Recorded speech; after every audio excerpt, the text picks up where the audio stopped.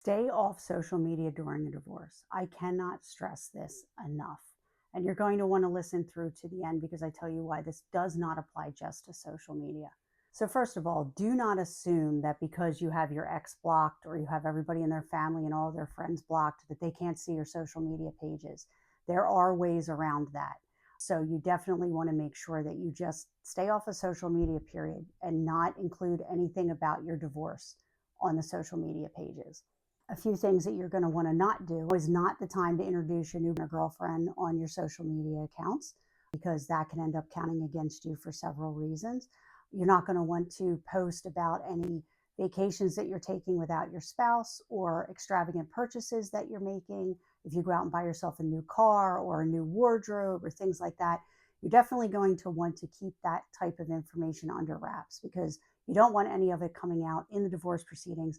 You don't want your spouse turning around and saying, well, she went on this trip with her friends or by herself or with a boyfriend or whatever, and she's claiming that that's a marital debt and I wasn't there on that trip. I have proof that I wasn't there, etc. So these are things that you definitely want to avoid.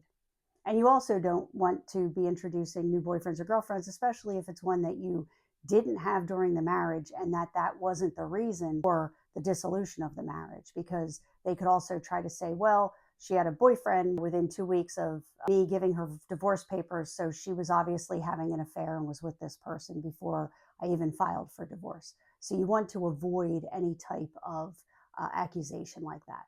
The other reason that you don't want to be posting about vacations or extravagant expenses that you have is because if you're trying to seek some type of spousal or child support, that could end up coming back to bite you in the ass because they could be like, well, why does she need all of this support or why does he need all of this support? Because obviously they have enough money to go spend on vacations and new clothes and new cars. So obviously they don't need as much of my money to help subsidize their lifestyle. So those are other reasons why you want to avoid posting that type of stuff on social media. The other thing is you don't want to start posting about how horrible of a parent your ex is if you have children. So custody situations are extremely ugly. That's usually when the divorce gets ugly. It's either about money or about kids. So you're going to want to make sure that you're not making a lot of accusations on social media about your spouse. You want to make sure that you're not accusing them of anything, especially if it's not true. You also don't want to start posting about, oh, well, my spouse didn't pay me child support the past 2 months, so I'm not going to let them see the kids. Or he's not paying me enough in child support, so I'm going to block my phone and I'm not going to take his phone calls and I'm going to ignore his emails and things like that, because all of these things can be considered parental alienation and also doesn't look good because it looks like you're not trying to co-parent, which is something that they really look at when children are involved.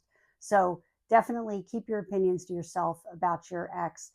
It's also another thing too, is if you're posting on social media, then the chances are that the kids are either seeing it or you're saying these types of things in front of them, or they're hearing it from friends because their friend's mom's on Facebook and she was reading these posts that you wrote and then her kid found out about it. So you just want to avoid any chance that any of this stuff can be brought up in court and make you look bad. And finally, again, this does not just apply to social media. You need to be careful of emails that you send, text messages that you send, especially to family members or mutual friends, things of that nature, because I don't care how much somebody seems like they're on your side, at some point they could flip and they may take screenshots and give it to your ex-spouse. They can take copies of your emails, things like that. So just avoid putting anything in writing that is derogatory about your ex or anything that's fingers that can be pointed at you for things that you may have done. That includes financial transactions, affairs, anything like that. You just want to keep all of that stuff, just period, not just social media, but don't text anybody, don't email anybody. If you need to have a conversation, have a one on one conversation with them and make sure that it's not being taped. But you definitely don't want any of this stuff, like I said, coming back to bite you when you're in the divorce negotiation or the custody negotiation process. So I hope you found this information useful. Please check out my other videos. Thanks.